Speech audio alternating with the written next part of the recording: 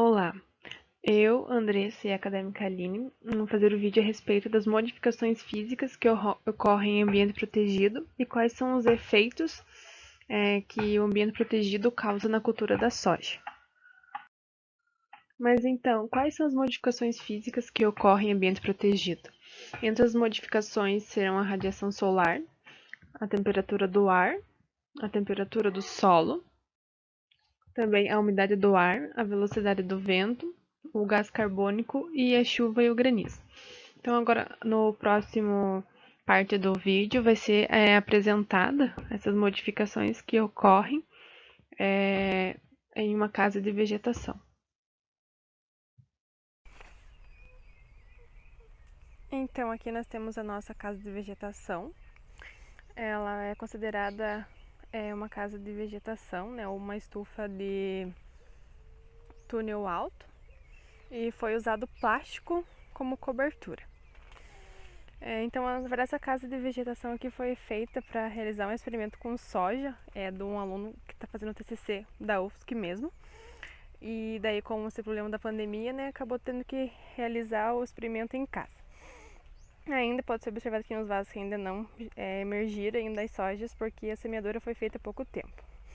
Então, quais são as modificações que ocorrem aqui nessa casa de vegetação? Então, como eu citei anteriormente na parte introdutória do vídeo, a radiação solar aqui no interior dessa casa de vegetação, ela vai diminuir.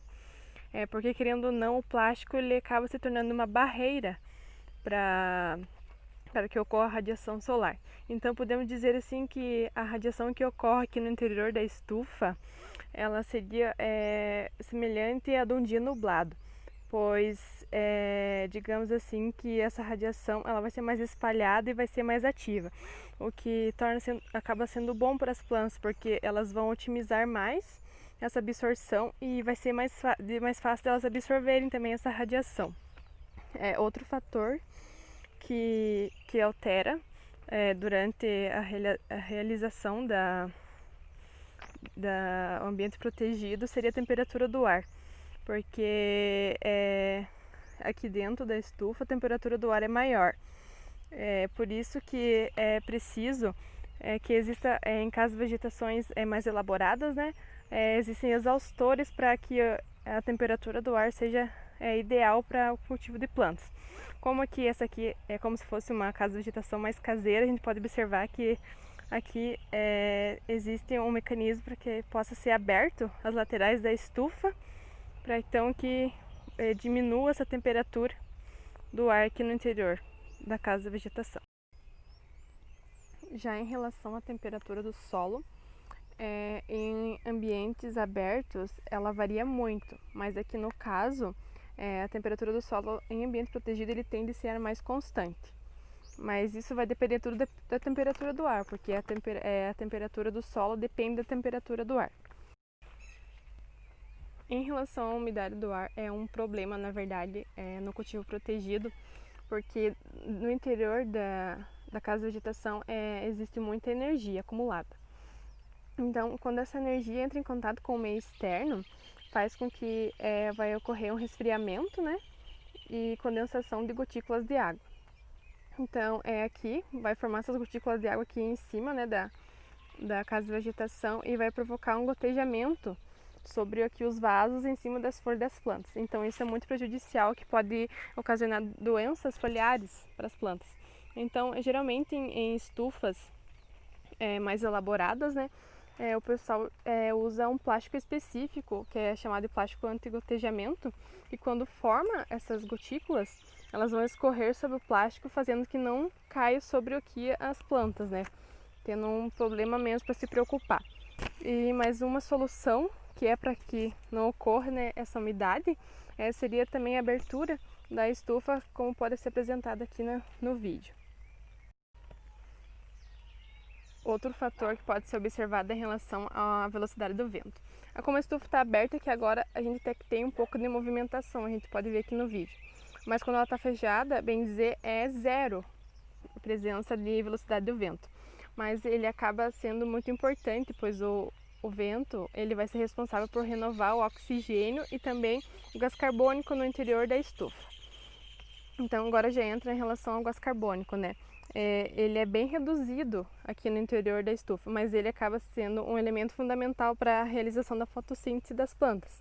Então, por isso, outro fator que é importante você estar abrindo as estufas para que se renove o ar, né, através do vento, que daí vai tirar o oxigênio, bem dizer, formado aqui pela fotossíntese das plantas e também, entre aspas, vai trazer, né, o CO2, que é um elemento essencial para a fotossíntese.